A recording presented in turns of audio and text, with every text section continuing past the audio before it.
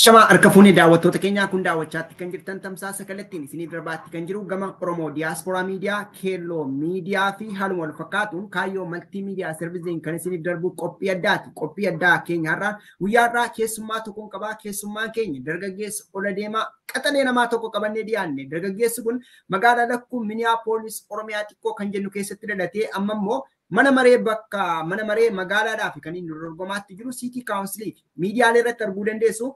Baatii 9 fuulduraas Oromoo Diaspora Miidiyaa irratti dubbisnee turre Tiger Worku jedhama. Tiger Worku dargaggeessa biyya kanatti dhalatee garuu biyya kanatti dhalachuu qofa otoo hin taane biyya kana bulchuu nan qaba jedhee dargaggeessa aggaamaatti jiru. Warreen magaalaa lakkuuf naannoo ishee keessumaa naannoo Ward-6 Cedar Riverside warra jettanii dargaggeessa kana bira dhaabachuudhaan filannoo keessan godhachuu qabduun dhaamsa keenya isa kanarratti dubbanna. Tiger kaadhimamaadha. Akkasuma immoo Ahmed Musa immoo hojii hawaasummaa keessatti baay'inaan beektu isa qabadeen yaadde egaa gidduutti immoo afaan faranjii kana daddaballa sabateef of koltii isin gaafannaa garuu dubbiin keenya afaanuma lamaan gaggeeffamuudhaaf jira. So kallattiin kan dabalu ta'a. Hello guys, today we have a special guest. Our special guest is a young and vibrant Oromo guy here from Minneapolis, Minnesota. He's running for City Council for Ward-6. His name is Tiger Worku. I think Tiger Worku is very popular on American politics, I can say, because he has been advocating for many things, especially about greenhouse, about social movement and something like that one. And you may see this guy on different kind of medias. Now he's running for City Council. And also I have Ahmed Musa, who is actively working with the Oromoo community around Cedar Riverside and the larger Minnesota. They are our guests. So Tiger, since you are a guest, let me give you an opportunity to greet our audience and then we proceed to our discussion. Well, thank you very much, Aticha. It's great to be on ODM again, accompanied by one of my campaign co-chairs, Ahmed Musa. We've been out there knocking doors, listening to folks, and now we're taking our message to the broadcasting channels. It's a little late, so we'll call this the late night show with the teacher. It's a little past my bedtime, but nonetheless, it's great to be here, and I look forward to having a fruitful conversation. Wonderful. Ahmed, me namota kana nagagaafadhuuti saboda gara maree keenyaatti dabarra. Akkam ooltan jenna moo akkam bultan jenna. Silalleehu nu bira halkanii isin bira bareessa akkam bultan jecha. Duraan dursee hedduu galateeffachuu barbaanna obboleessa keenya Aticha fi ammas miidiyaa kan kee ODM asirratti irraa nu afeertee haasawa dhimma Tiger ilaalchisee haasawaadhaaf haasawatti hin baniin audience illeen warri hordoftoonni ODM fi akkasuma Aticha illeen galatooma isin jeetiin karaa sagantaatti dabarra. Wonderful. Ulfaadhaa daawwattoonni keenya keessumaa warreen magaalaa lakkuuf naannoo ishee jiraattan dargaggeessa kana bira dhaabachuu qabduun dhaamsa keenya keessumaa magaalaa lakkuu keessatti Oromiyaa xiqqoo bakka jennu kana keessatti yeroo addaa namoonni keenya filannoodhaaf yaalaniiru yeroo dhiyoo ta'us Jamiilaa Maammee iskuul boordiidhaaf seenpoolitti fiigdeetti haaluma wal fakkaatuun obbo Tashitaa Waaqoo pirezidaantii waldaa hawaasa Oromoo duraanii kan ta'anis akkasuma fiiganiiru sana qofa illee toon taane Amaanee Badhaasoosii koongireensiidhaaf fiigdeetti kan jiru. Inni kun nama arfaffaa as magaalaa lakkuutti fiigaatti jiru filannoo hagammaa gaggeeffameen immoo qabxii baay'ee boonsaa agarsiiseeti kan jiru dargaggeessi kuni gara faayinaalitti deemaa jira. Isa kana keessatti immoo maal gochuu qabna isarraa dhageenya Ahmedis waan jedhu qabatti siiqinsaan hordofa waan ta'eef waliin turiitti taasisaan isin jedha. Tiger, just I know it's our second time on this kind of show because I think the last time we met was on July 4th, I think. And you explained accordingly. I do have that video footage here too. But in order to know about Tiger is running for City Council. So what kind of mission and the vision you have? Something different from the other council members, because we got many council members so far, but you have a special thing for the community, especially around Ward-6. So what kind of vision you have for the community? Yeah, I remember our conversation last summer on July 4th. And, at the beginning of that conversation, I spoke about what we were going to do leading up to our announcement. I don't believe I had announced just yet. But now our campaign is in full swing. And at the core of our campaign is two words: uncorrupted and authentic. Those are the words that inspired me to run in this race. I think we've got to have a council member in Ward-6 that is uncorrupted, someone who has community at heart, and someone who has the proper morals and ethics to lead. And I think we got to have somebody who's authentic, someone who's going to tell it like it is. And I'm committed to doing that. I've always done that. And I view me being elected to the city council not as a shift in how I operate. All the city council means is that I get to wear a pin that says I'm the city council member, and that I get to go into council chambers and have some say on some votes. But I'm still going to be out in the community as my authentic self, and I'm going to try to inspire others to be authentic as well. So the campaign is going well. I'll let Ahmed speak to some of our outreach in the East African community, in particular the Oromoo community. And we're very appreciative of the support that we've received thus far. Okay, wonderful. I think you mentioned your dream and your vision, what you are planning, especially you are uncorrupted something, which is one thing. Not only that one, from the statement you mentioned last time, you said, I'm bold, but I cannot be sold. I remember with that statement, which is so wonderful. Not only that one, is again, during Minnesotans welcome Jawar Mohammed and Bakale Garba after they released from prison. You made a short speech there, and your speech was so vibrant at the same time. So before moving to the next chapter of your election, you are young.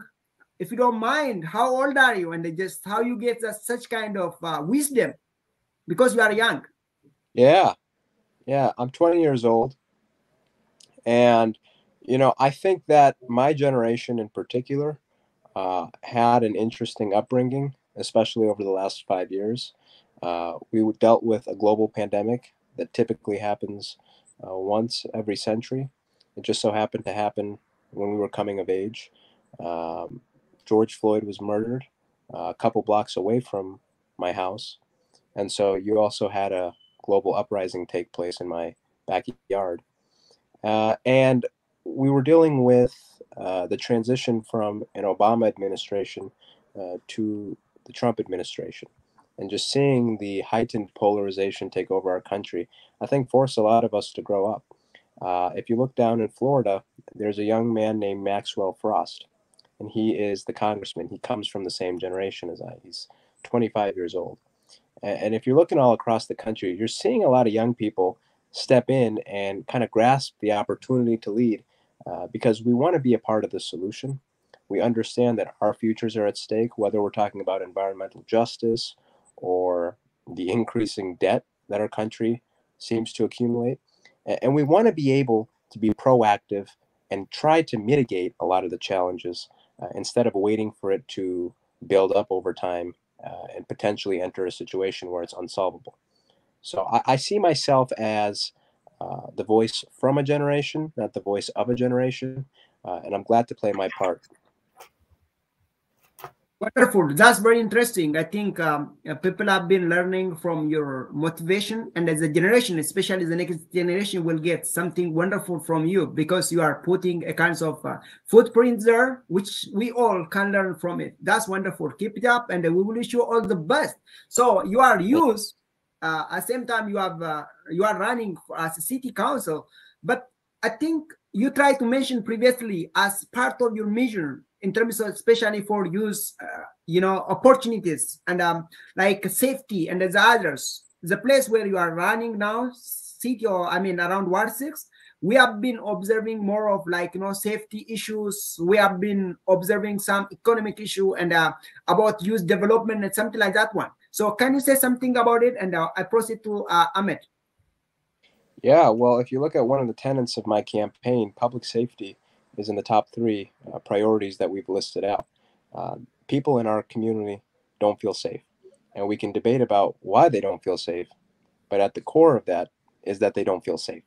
And so we've got to do stuff at the city level to ensure that people feel safer, whether that be increasing or I'm sorry, decreasing response times to people who have emergencies. A lot of people feel like they have to wait a long time to get a hold of somebody from our emergency department, or they may not even have to wait at all because no one will show up.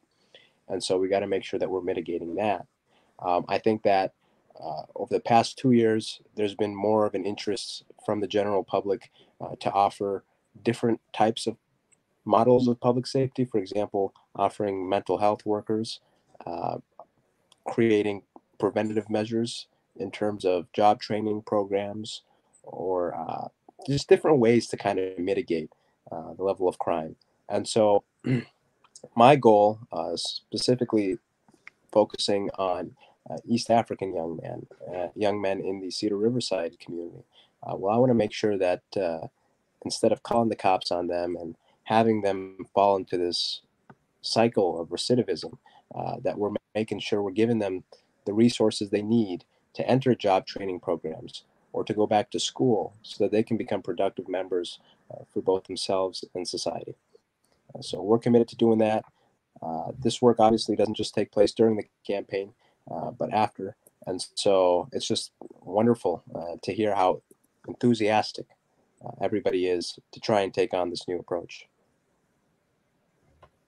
Wonderful. I mean, our audience may get more information about it. Again, I'm sharing your website, and they can get more information about that. Why this guy is running for city council? He's in 20s, early 20s, and something like that one. Okay, that's a wonderful response for most of the people who are questioning about it. That's great. Ahmed, directly I'm proceed to you. Is there anything you would like to add more in a little English? And you can tell us in Afan Oromo, which we all and my audience understand very well. And why this guy is running? What passionate you to support him? First of all, once again I wanted to say thank you, teacher, for having us tonight. I think what I wanted to add, Tiger has set up everything what his vision and mission is. Why is he running? But what I wanted to add is that we always asked others to be a voice for the voiceless people, which is ours and our community. We haven't had an opportunity. This is a chance to make a difference in our community, not only making a difference in our community, but also making a difference for the upcoming generations. Upcoming generation, knowing that we have an Oromo person that was an elected official, and it encouraged a young boys, a young girls to be anything that's possible. That we can become anything if it's if we're dedicated and if we work hard for it. So we want Tiger, to open that door for those youth who have not had a chance, and also open up the doors to the other people who are interested to be in the political positions.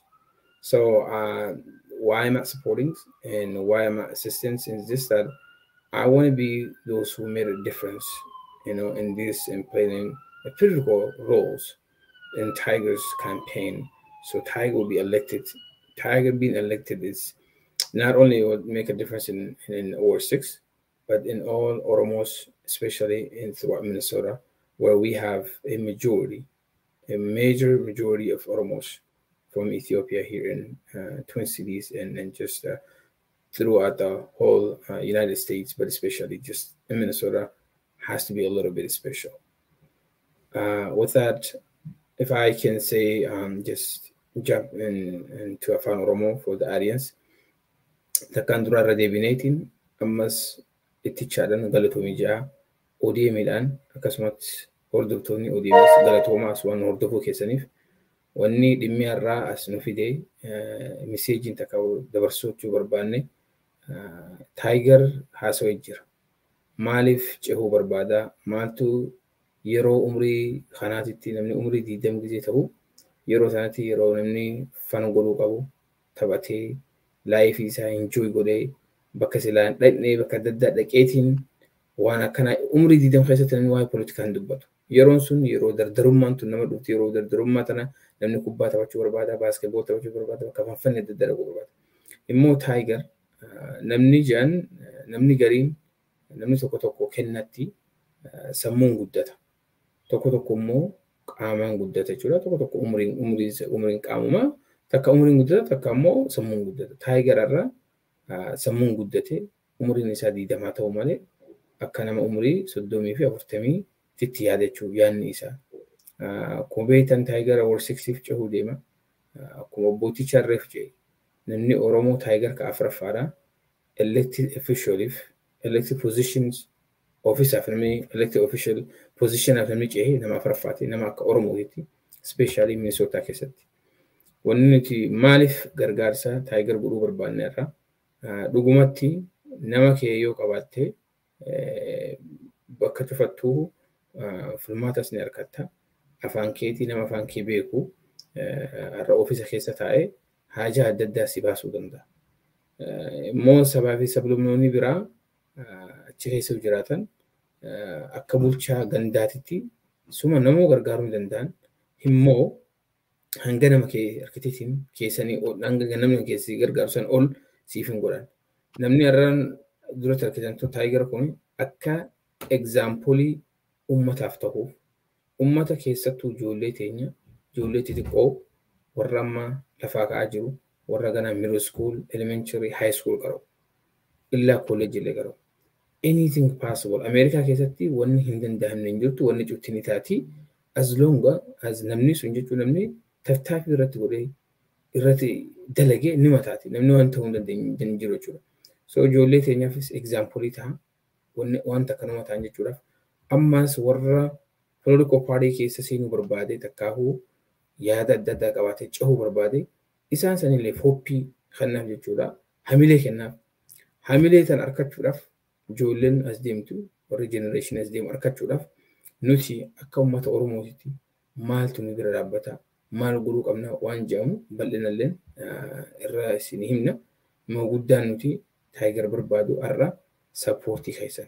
Sappoortii gisee jennu sappoortiin qaaman hojiin dalagaadhaan dhuftanii bira dhaabbattanii mucaa kana nama Oromoo kana isin filtanii bakka silaa isin kaayatan san akka gahuu barbaanna. Hamilee asii miti illa including akka warra biyyaa sanitti illee ta'u hamilee taa'u jechuudha.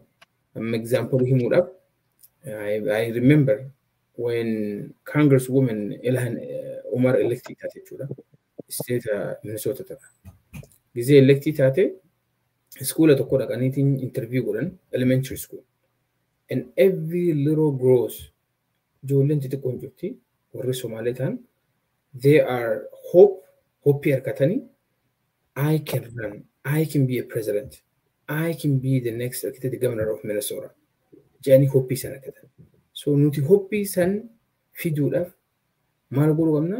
Taayigar electi goone Taayigar cinaa dhaabbannee bakka silaa gola san onna'inee akka uummata keenyatti illee example nu ta'u innis immoo dhaamsa keenya san akka bakka nu gahu nama keenya afaan keenyan itti himnee rakkinaa fi yaada namni Oromoo jiraatan magaalaa naannoo Minneapolis keessa jiraatu rakkina Taayigar waan tokko kaasee jiru san afaan keenya itti himachuu danda'a jechuudha. Manguddoota hedduu jira afaan hin beekne naannoo Minneapolis keessatti main concern wanni guddaan xiqqoo nama yaachisu safety-dha.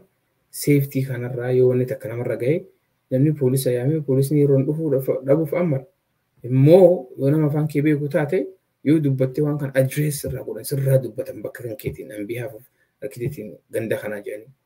So gabaabdumatti wanni jiru barbaade waan tana waan hanga kana jedhamu waan tokko barbaade Taayigariidhaaf itti chaanii waan itti aanu gaafii fi waan jirullee jechuun asumatti irraa bu'an. Baay'ee galatoon maarreen egaa warreen nu caqasaatti jirtanii dargaggeessa ol adeemaa kana ganna 20 keessa jiru kana akka filannoo keessan godhattanii sana qofallee toon taane iddoof haala kam keessa kan jirtanillee gama garagaraadhaan tumsuu dandeessu. Tokko akkuma Ameed amma dalagu kana namoota timuudhaan gurbaa kana beeksisuu dandeessu. Inni kan biroo immoo weebsaayitiin asirratti argaatti jirtan garagadii kanarratti weebsaayitii kanarra deemuudhaan dhaqxanii dooneet gochuu dandeessu fi kaayyoof abjuu gurbaan kun qabu hubachuu dandeessu jechuudha. Har'a gurbaan kun sadarkaa mana mareetti yaa eegalu malee abjuu gurguddaadha kan inni qabu. Kana qofallee toon taane haasaan inni biyya kanatti godhee dhageetti guddaa argate miidiyaalee gurguddaa irratti illee gurbaa akkasii immoo jajjabeessuu qabnaa tumsuu qabnaan dhaamsa keenya mee Ahmed hold on Tiger because I do have one question for him so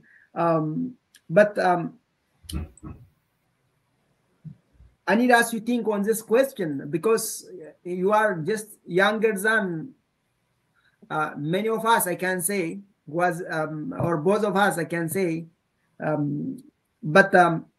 You know, what inspires you? I mean, I personally, what inspires you? Because in America, it's a land of opportunity. That means, Ahmed mentioned in Afan Romo, that's why I framed this question. Because you are young, you have an opportunity even to do whatever you like. But why you are involved in politics? I need the response for that question. Think over it. Not only that one. Again, you raised by like, you know, by your mom. Sorry about your loss at early age. You lost your dad. And you raised in that situation. But in diaspora, we are facing those kind of things actually not because of you lost because of deaths, but some of them because of divorce and disasters. This is happening in the diaspora most of the time. So single mom has been suffering to raise their kid, and being on that kind of stuff, you got your education, even you published a wonderful book at the same time, but what inspires you to be a politician? That's my question. Because why don't go to for like, you know, like for work or getting more money or business something? Why you are more passionate about it? I will come back for that question. Ahmed, sittan ufame ati waa'ee gurbaa kana kaasteetta keessumaa baroota darban kana keessatti Oromoota namoota afuran jalqaba menshin godhe sana kaasteetta. Kan akka Jamiilaa Maammeedhaa yoo fudhanne Amaan Badhaasoodhaa akkasuma immoo obbo Tashitee Waaqoodhaa amma immoo Taayigertu fiiguutti jira. Sanarraa maal baranna Oromoon magaalaa lakkuu keessa jirru kuni bakka gurbaan kun itti fiigu immoo bakka namoonni biyya bakkeerraa dhufan daawwatanidha. Aniyyuu gaafan biyya kana dhufee eessana dhaqadhaan jedhe gaafan biyya kana dhufee eessana dhaqadhaan jedhe Oromoo Streetiin dhaqadhaan jedhe. Gurbaan kun bakka inni itti dorgomaatti jiru Cedar Riverside suni Ward-6 jechuun naannoo Oromoo Streetii kana faadhaa jechuudha bakka Oromoo baay'een jiru. Mee waan darberraa maal baranna akka sabaatti sanarraa barannee sirreeffama maalii gochuu qabna? Dhuguma amaaneen milkachuu dhiisuudhaaf amaanee qofa komachuun ni danda'ama laata? Obbo Tashiteen milkachuu dhiisuuf isa komachuun akkasuma immoo Jamiilaas isaaniin komachuun ni danda'ama. Hundi keenya dirqama keenya baaneerra jettee yaaddaa yoon baanee ta'u maal gochuu qabna? Isa kanarratti tarii kan Taayiger irratti sana barannee Taayiger ni milkata dhee waan ijaaruuf asi gaafadhe. Galatoomii bootichaadha. Gaafii deebisuudhaaf maali hir'inni maal hir'isnee gaafa Amaanin ceete Jamiilan ceete obbo Tashiteen ceete maal hir'isnee maaltu hir'ate gaafa sana yoo jette Jamiila I was one of the volunteers akkitetini koorneedara ture. Recruit godhuudhaaf warra volunteersii nama arkitektii recruit godhetu tokko an gaafas irraa wanni argine nama gizee nama keenya wargaaraa gizee jenneeni gargaarsa akkuma reef jennee maallaqa bichaa miti gargaarsa yeroo fi nama kennu gargaarsa transportation tahee ummataaf warra voting godhaniif vote godhu fiduu bakka silaatti vote godhan ummata tulaa dadhabu. Warri keenya takkaa'u namni Oromoo keenya namni sadeen amma the elected and warri elected officially kuni cehanii ofiisaaf cehan kuni sadeenuu rakkinni isaanirra rakkina adda addaa qaban. Cinaa tokko namnummaan keenya hir'inni gaafa sana nutti irraa mul'ate namni Oromoo hin baane guututti isaan sadeenifu osoo namni Oromoo kutaa sangalu guututti bahee hanga takka osoo injifaman illee at least nambarri sunu jijjiirama. Takka namni Oromoo hin awwaanne gaafa sila awwaachuu qaban. Isa lammaffaa volunteer illee gahaa hin arganne. Volunteer gahaa argachuu dhabuu keenyaaf ulaa cufa hin dhadhoofne. Namni hanga muraasni bichaan dalaguu hin danda'u. Kaampeenii akkanaa kana namni irratti hirmaatee at least 50 to depends in the number irratti hidhaadha. Nambara sanaan gabbahanii naannoo hin dhadhaameen sun ulaa sana dhadhoomsisuun barbaachisaadha. Financially leadidha. Financially support godhuun barbaachisaadha. Maaliif warra volunteer godhu jira, waraqaa print godhama, endorsement jira. Wanni honcofti kaastidha. kunillee xiqqishuu limiteeshina nutti godhe. Wanni guddaan nu hanqate namni keenya yeroo namaaf kennee gadi bahee ulaa sanii dhodhoofnee walillee hin dabarsine meseejii waliif dabarsu dhabuun keenya sunillee hedduu nu miidhe. Injifannoo namni gisee waa gabbayeeti wal dorgomii godhe takkaan hima mo'a lameen irraa takka. Wanni nuti asirraa barachaa deemuu qabnu nama keenya yoo nuti bira dhaabbanne yoo nuti guddisne malee namni nu guddisu hin jiru. So ofiif jabeeffachuu qabna. Ofiif bira dhaabbachuu qabna. So suni karaa xiqqishuu irrinaan waan nuti dhufee jedhamurraa jennee yaadnee turrerraa wanni birallee ni jira. Amma gara Taayigar bizees deebinee Taayigar Ward-6 jira. Ward-6 kun naannoo kutaa Minneapolis gandaa illaa 6tti adda qoodame. Tokko Siidarii, Seward East Philippi jira. LA Park, and then the Stephen Square, ganda isaanii. Gandi kuni hanga 6tti naannoon kuni naannoo uummanni kun galu, uummanni kun naannoo kana warra kana galu bichatu Taayigar filachuu danda'a. Yoo ammas deebinee ilaalle Oromoo streetiin Ward-6 keessatti mul'ata jechuudha. So namni naannoo ispeeshaalii Siidar galan akkasuma Sword galan. Swordin kuni neighborhoodin kuni illaa Franklin irratti qaqqabee deemu ganda kana galan guyyaa sila arkitee elekshinii as deeman geenye early electionii fi guyyaa electionaati jira namni early buutuu godhu barbaadan warri naannoo kana galu yoo bahe Oromoon guututti yoo baatee vote gootee hoppii guddaa qabna jechuudha. Namni tokko hafuun qabu gaafa sana. Oromoo waan jedhamu whether yoo early vote godhan ni danda'an yoo immoo guyyaa sila electionii godhamu November 8 gaafa san dhufanii vote godhuudha. Depending akka isaanitti barbaadan immoo wanni duraan nu taate sun akka nuti hin deebine uummanni Oromoo guututti bahee Oromoon guututti isa sappoortii argisiistee kennanii fi yoo injifamellee homaa hin qabu. Immoo nuti guddaa nu barbaannu namni Oromoo bahuu qaba. Namni Oromoo sappoortii godhuu qaba. Sappoortii godhuu isaa yoo guyyaa san nu argisiisan akkuma jedhee isalleef hamilee ta'a, ka dhufulleef hamilee ta'a, ka ganaa dhalatuuf isa hamilee nu ta'a deema jechuudha duraaf.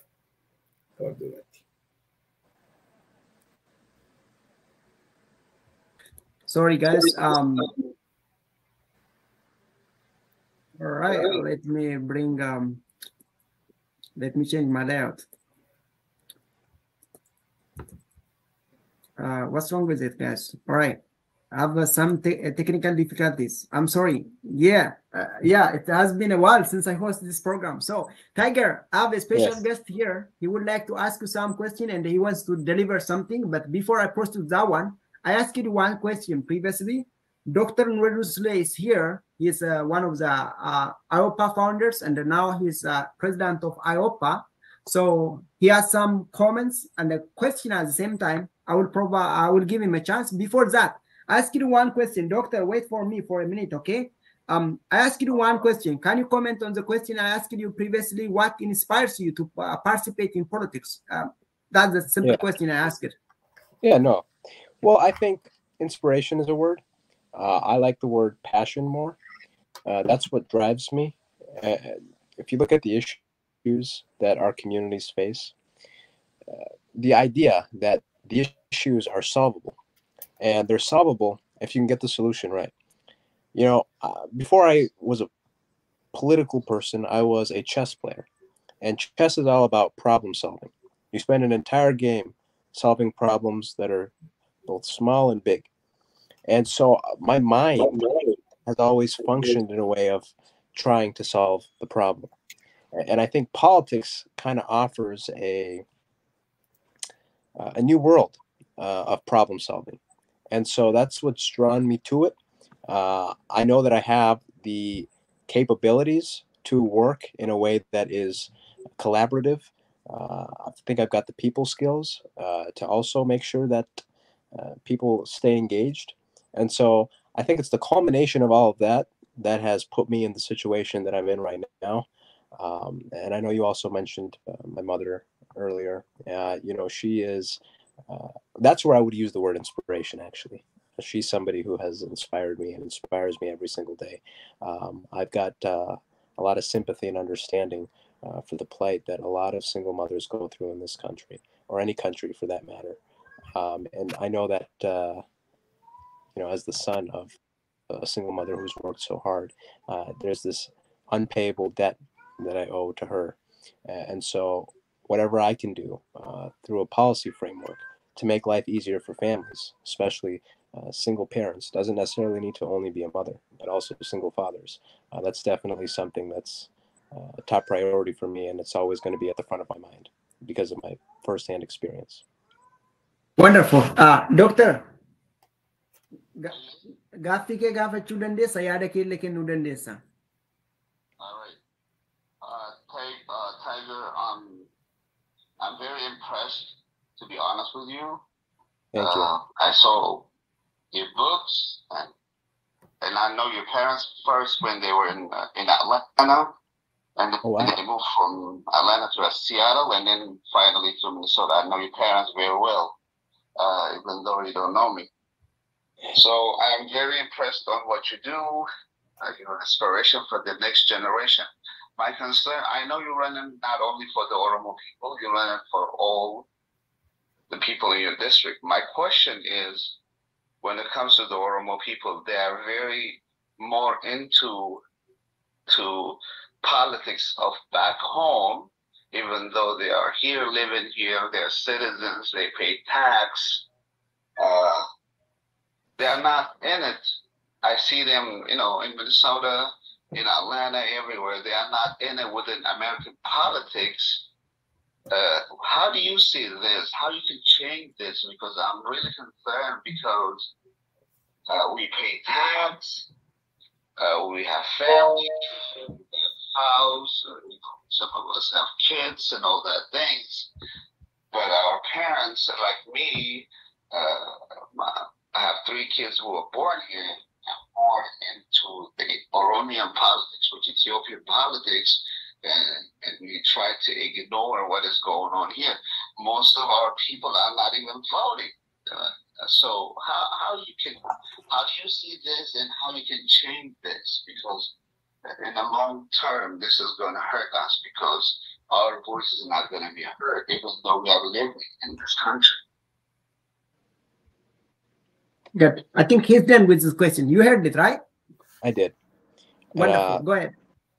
Thank you for the question, Doctor, and thank you for the trip down memory lane. I look forward to meeting you in person and listening to more of the stories you have from the past. But I think the doctor asks a good sociological question, in that you've got people who have gone through so much in a single generation. They've traveled, left their homeland, everything they know behind, and now they're being tasked with building a new life, not only for themselves, but their children. And so I think that the responsibility that needs to be bared is multi-generational.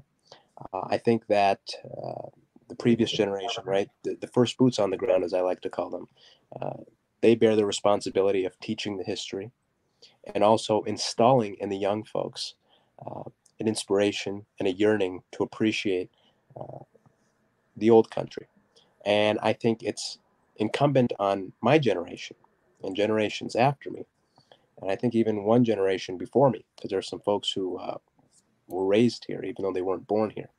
It's incumbent on us to try and create the type of mechanism in the diaspora, whether that be in the United States, whether that be in any European country, to improve the quality of life for folks, not just in the countries that we are new to, we're a generation or two new to, but also improve the quality of life for people in Ethiopia. I think what the previous generation, the people who immigrated here and who sacrificed so much, need to understand is that the most effective tool in improving the quality of life and democracy in Ethiopia that they can use are the governments that are given to them, that they have immigrated to. Democracy is a beautiful thing, and foreign policy exists. And the people who write foreign policy are the people who are elected to these seats. And so you know, once you kind of try to install that idea that, you know, hey, this is your country too, you also have a contribution to make, I think you're going to start to see more people try to get elected to these seats and try to make a difference, not only for the communities they represent, which is obviously imperative, but also for the people in Ethiopia. And we have seen that happen with other groups. You've got our brothers next door to the Somalis who have seen a lot of electoral success. And as a result of that, if you look at their country and how their democracy is faring right now, it's doing extremely well compared to how it was just 10, 15 years ago. And so I think, you know, what I can do is I can put myself out there, try to offer alternatives. But like I said, it's incumbent on the previous generation to really understand that this is going to be effective. I will say that before me, not too long ago, there was a young man with an idea. He had a media idea, and he said that this would be the most effective tool in bringing freedom and liberation to the people in Ethiopia. A lot of people kind of laughed at him and said, you know, I don't think it's actually going to happen, but we'll give it a try. Well, that young man went on to become Jawar Muhammad, and that media organization happens to be OMN, and it is one of the most effective tools we have. So all I can do is come out and say, listen, let's continue to try new alternatives. Let's try something new, and I guarantee the results will be prudent. All right, that's wonderful. That's wonderful. I mean, that's wonderful. Honestly speaking, There since he you is. say Jawar Mohammed and display his name, picture over here.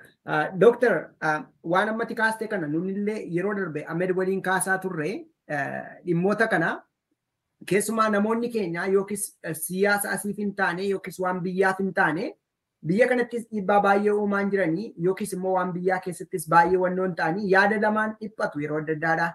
Isa kana waan akka paanal diskeshinii osoo godhanne Minisootaa kanatti kan jedhu Ahmed waliin mata duree ma dubbanne tachi goote baay'ee nama ajaa'iba akkuma nama sitti dubbate uummata keenyaa waamicha addaa yoo qabaatte dooktar waamicha nuuf dhiyeessiiti nagaa sitti dhaamna mee gama tiiktookiidhaan dhufte tiiktookii kanaaf keessummaadha.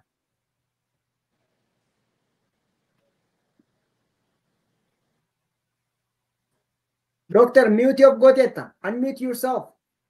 Dr. Nuruddin Sule. Gaaffiin si gaafadhe keessumaa biyya kanatti waan akkas akkasii kun baay'ee namoonni keenya yoo wannoo ta'an illee namoonni sirriitti irratti hirmaatanii dammaqinsi jiru xiqqoo ishee wannoodha. Uummata keenyaaf waamicha maalii dhiyeessitame dhimma kanarratti akka hirmaataniidhaaf mucaa kanas akka jajjabeessaniidhaaf.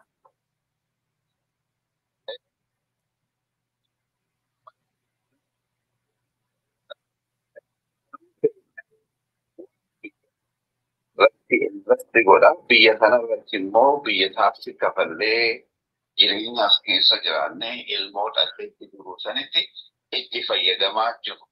Immoo biyyichi immoo biyya dimokiraasii.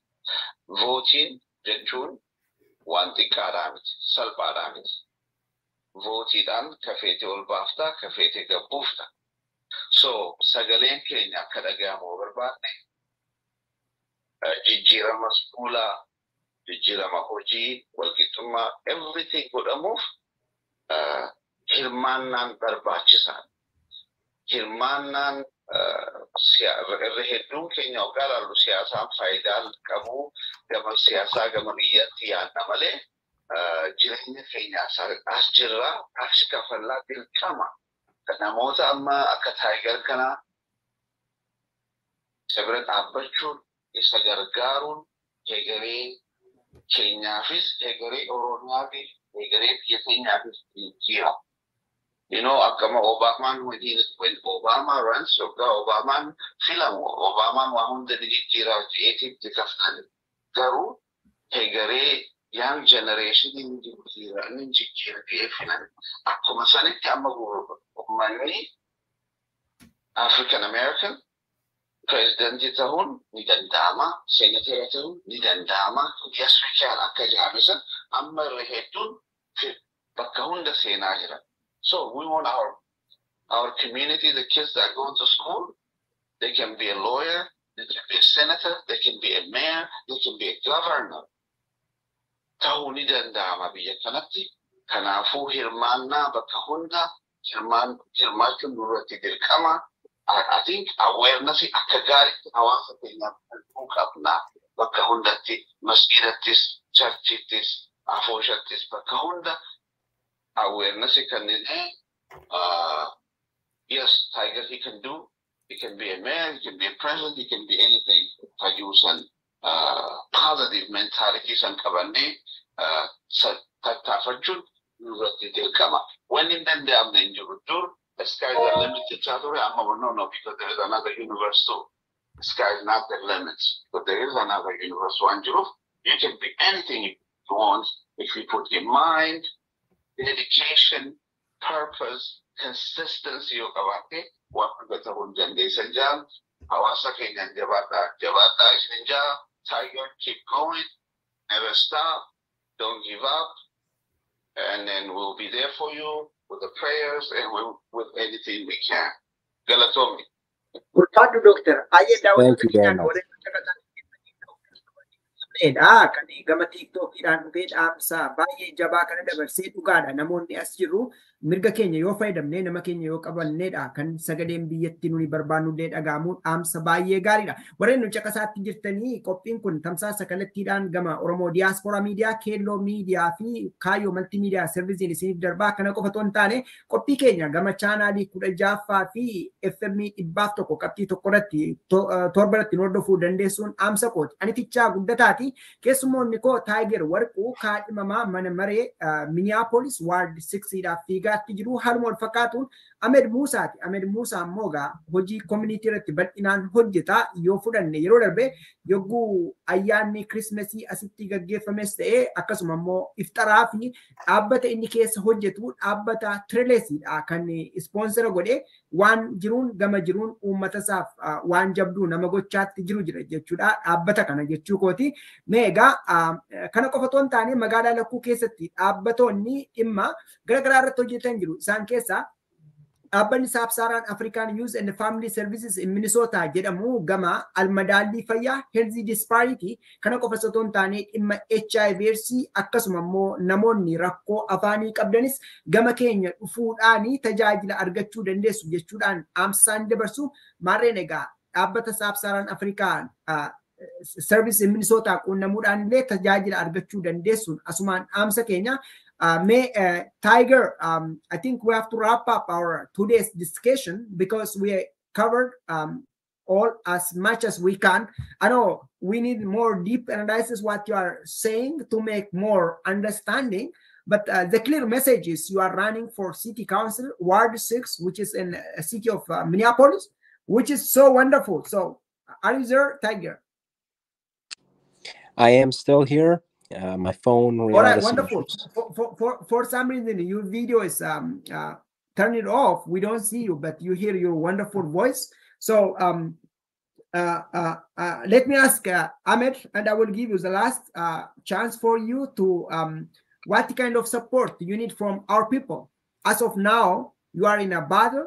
You are running for this kind of wonderful game with one of your like about 3 individuals from that one of your Somali brother, which is Jamal Osman.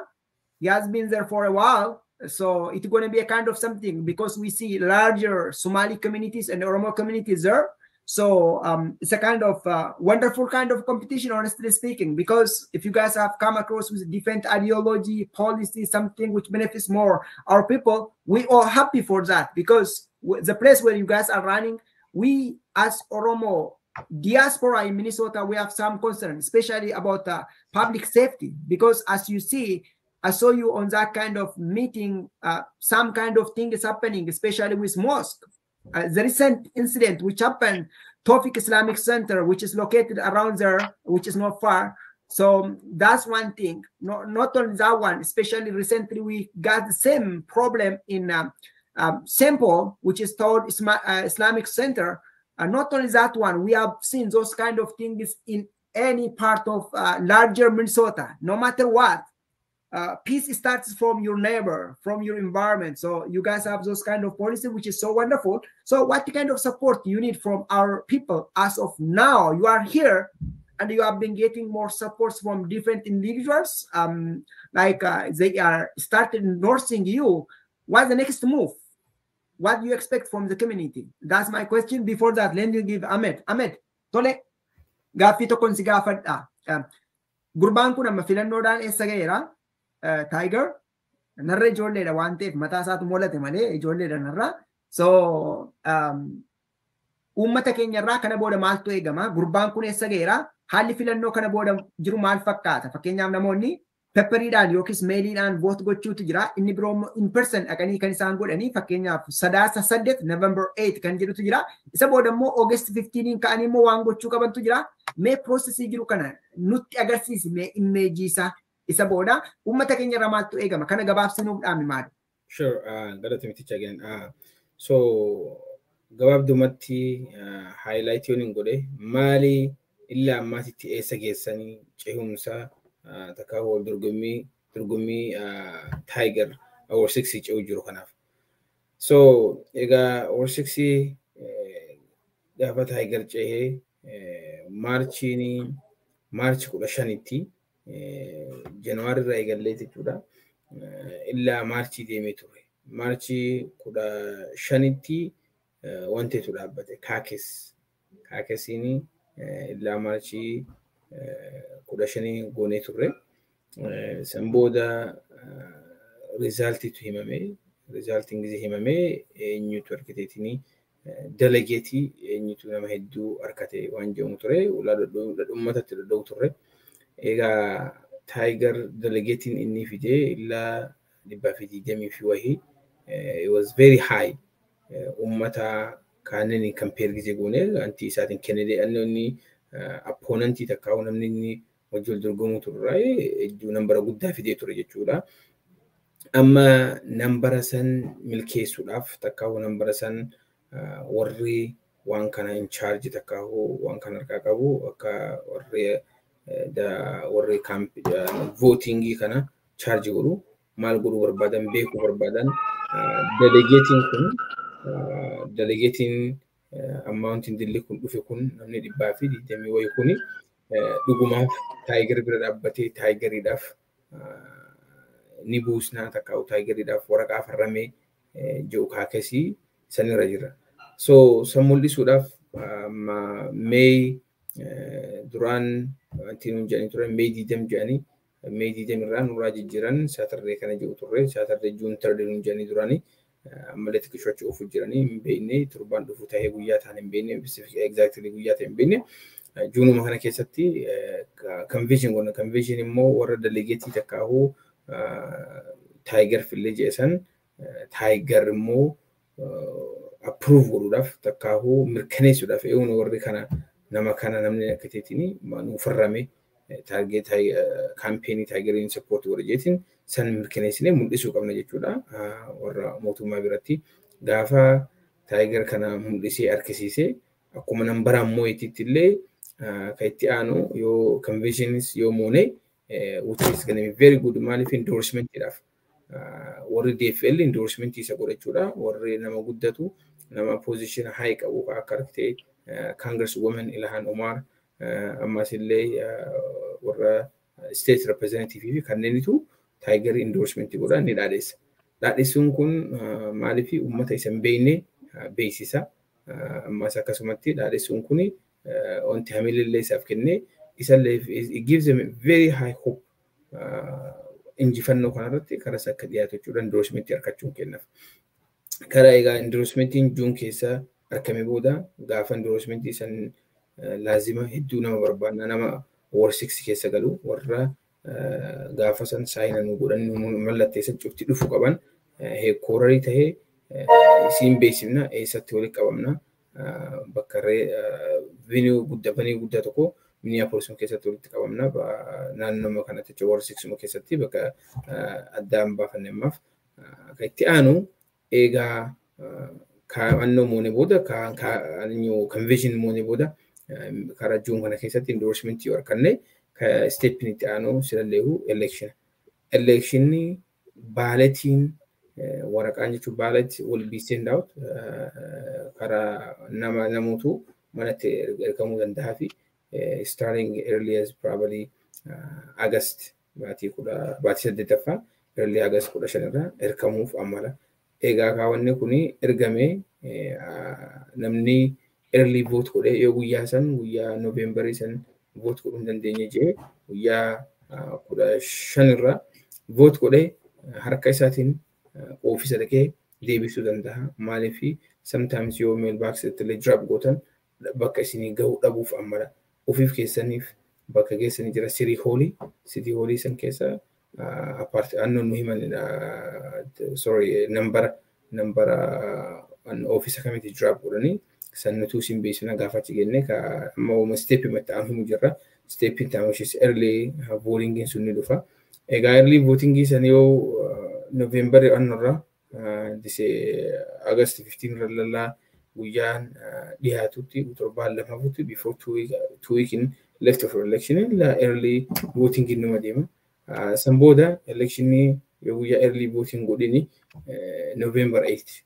November 8 is going to be harkaan in person dhuftanii depending on precinct jechuudha. Namni fakkeenyaaf ganda Siidar kana galtan I think precinct 2 kana Biraankool keessatti godhanii achi dhuftanii warri Ward galtan isinillee precinct ganda keessanitti dhaqxaniitiin vote gootan. So kuni steppii takkaafuu darajaa asirraa karam deemna maaltu itti aanaa maal godhuu qabna waan jedhamu kana fakkaata. Karaa itti aanu immoo support jedhama. Eega kun wanni kana lafa kaa'enne kana wanni godhamu eega jenne booda steppii kana akkamitti akka gola geessinu gola gahu akkamiin ka'inu maal godhuu qabna yoo jenne support jedhama. Support godhuu qabna.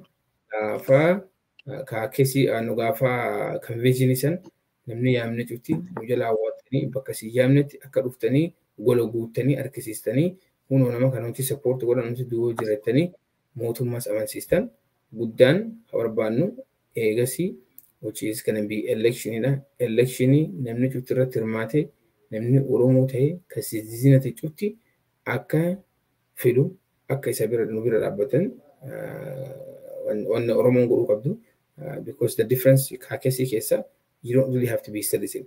Kaakesii vote godhuudhaaf citizen ta'uu qabdu. Namni citizen ta'in as long as akite ganduma kana yoo galte you definitely godhuu kaakes godhuu dandeessa. So antiin election itti dhishuu wallaba. So gaafa election keenya san akka uummanni keenya bakka jirtanitti irratti hirmaattanii xiqqaa fi guddaan special warra citizen taatanii umurii 18 olii gargaartan dhaamsa kiyya irraa godhatinaaf galatamticha. Ayya daawwattoota keenya egaa dhimmoonni nuyi marii irratti taasisaa jirru dhimma dargaggeessa ODM kana Tiger Workuuti. Tiger Worku magaalaa lakkuu Minneapolis keessumaa naannoo Ward-6 irratti mana mareedhaaf dorgomaatti jira yookiin City Council Ward-6 irratti. Maarreen namoonni keenya naannoo Cedar Riverside jirtanii irra jireessa naannoo Oromoo Street jechuudha. Dargaggeessa kana filachuu qabduun asumaan qaamsa keenya abjuusaa kaayyoosaa duukaa buudhaan yoo tumsine ijoollee booddeerra dhufaniidhaaf wabii guddaadhaa hamilee guddaatti torra jechuudha. Isa kana beekuudhaan biraa dhaabannu. Tiger, are you there? Hello, Tiger. I am still here. I'm sorry, my phone was about to die on me, but can you hear me okay? Yes, but your video is off. But can you respond on the question I asked you previously, just in order to wrap up? Absolutely. Well, first, I want to thank you very much, Atisha, for having us on this evening to talk about this. I think the only way we'll be successful is if we can raise the awareness of people, and this is an excellent way to do it. First things first, in terms of support, I know that everybody's got a cell phone, and most people are Facebook users. We have a campaign Facebook. It's Tiger Worku for Ward-6, TIGERWORKU Ward-6. And if you go and either like or follow our page, you'll be able to stay up to date on any campaign updates that we put out there. Another big thing, as I heard Ahmed say the word endorsement a lot, we performed extremely well during the caucus process. We won in virtually every precinct. And now we're bringing our fight to the convention. I think we're going to have a date set in stone soon for the convention. But because we don't know exactly when it'll be, we have kind of been a little drained in terms of our budget. So if anyone is able to donate to our campaign, $5, $10, $25, whatever you can, that goes a long way in terms of making sure that our operation is as strong and effective as possible. Another big thing is spreading this campaign's information through word of mouth. Even if you don't live in Ward-6, I'm sure you know somebody who does. Please make sure they have a plan to vote. If we are unable to contact them, or if we have yet to contact them, please make sure that they reach out to us. That goes a long way in terms of us making sure we have the numbers to do well. So with that, I look forward to coming back on this show, hopefully as the DFL endorsed candidate for this seat. Once again, I appreciate all of you and all your viewers for tuning in.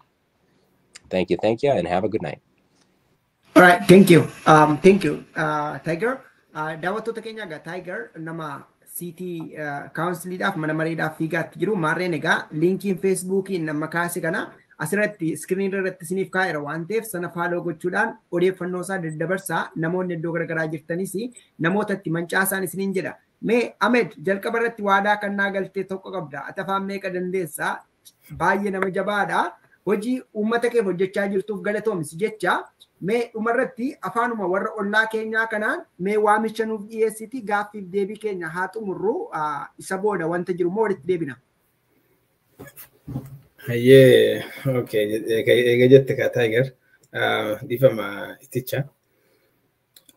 Walaalayaal, meeshaan maanta waxaa ka eegisiin waa yarka Oromiga oo magaciisa Tiger Worku. Marka Tiger Worku wuxuu ordayay Ward-6. Marka ninkan oo nin oo dhalinyarada meeshan soo koray oo da'diis wali oo 20 ku jiro. Marka fikirkina ninkan oo hayo fikir oo dad waaweyn warka fikirkiis waa number 1 oo meesha waxa ka fikiray sida oo safety-ga oo meeshan u laalin lahaa iyo draga youth-kan oo meeshan xumaaday programka inuu sameeyo iyo dadka waaweynka guryaha iyo mataqaanta waxa dadka yeelka u baahan yihiin in uu agaajiyo. Marka waxaan weydiisanaynaa dadka oo Ward-6 oo tigin ama oo qofkii oo ninkan ay yaqaanin ninkan barta ninkan wuxuu taageersanaa wuxuu rabaa dadkeen inuu wax u tariyo inuu wax u keeno. Marka idinka uu istaaga uu vote gareeya uu qabtaa su'aalaha daad qabtina su'aalaha weydiin kartin Facebook-siis meeshiisa waa ka aadi kartin caawitaan ajiro oo caawin karo si caawiya sida caawitaanka inuu istaagtin inuu caawisiin volunteer ama uu noqotin. Marka isbedel rabna isbedelkana oo waxa sidii Minneapolis especially oo area deegaanina sidar oo taqaantiin marmar waxa ka socdo ciyaalkeen waa banaanka joogan ciyaalkeen street baa ku jiraan ciyaalka waxa rabnaa qof oo ciyaalkeen oo fahmi karo ciyaalkeen oo isfahmi karaan wiilkan waa wiil meeshan lagu soo galay oo meeshan uu soo koray oo ciyaalka afkiisa yaqaano ciyaalka waxa meeshan ku jiraan yaqaano. Marka waxaan tirinaa idinka dhan oo dad oo meelaha degantiin ninkan page-kiisa waa aadi kartiin oo akhrin kartiin su'aalaha qof qabana su'aalaha baa weydiin kartiin oo la xiriiriya su'aalaha weydiiya. Marka caawitaankiisana baahin la caawiyo ninkan la u vote gareeyo ninkan Ward-6 inuu loo keeno. Markaas waa arki doontiin uu dhahay waxaas bedel aan keeni karo. Marka taas idinka loo dhaafay idinka waxa su'aalaha qabtiin isaga weydiiya so caawitaanka la caawiyo intaas baan rajinaa. هذا ولا توفيق. Thank you teacher. Nato mega si amanne ma dhaggeeffachaa turre waan ati jechaa turte hin beeku.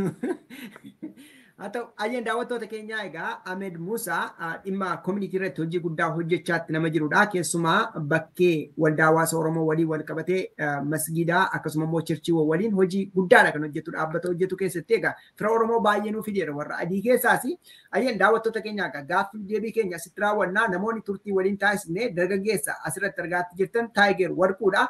Mana maree Minneapolis Ward-6 dhaaf fiigaatti jira maarreen warreen naannoo sana jirtanis iddoo biraa jirtanis bira dhaabadhaa tumsaan dhaamsa keenya sana qofatoon taane gama dinagdeedhaanis tumsuu dandeessu weebsaayitiin dura isiniif kaa'e irratti dhaqxanii dooneet gochuudhaan tumsuu dandeessuun dhaamsa kooti ani tichaa guddataan ture keessummoonni koo kaadhimama mana maree Tiger Worku aluma wal fakkaatu Ahmed Musa ture yeroo biroo qophee biroodhaa walitti deebina qophee keenya gama chaanaalii 16 aluma wal fakkaatuun keelii FM 100 qabxii torbarratti nu caqasaan dhaamsa keenya yeroo dhiyootti egaa feesbuukiin keenya deebi'e jennee abdii goonaa egaa waan nu caqastaniif galata guddaa argadhaa isiniin jennaa warreen gama tiiktookiidhaan nu caqasaatti jirtanis egaa dhaamsa kana namootaan akka geessanii maaf achiin dhufne jechuun barbaada yeroo gaarii galatooma.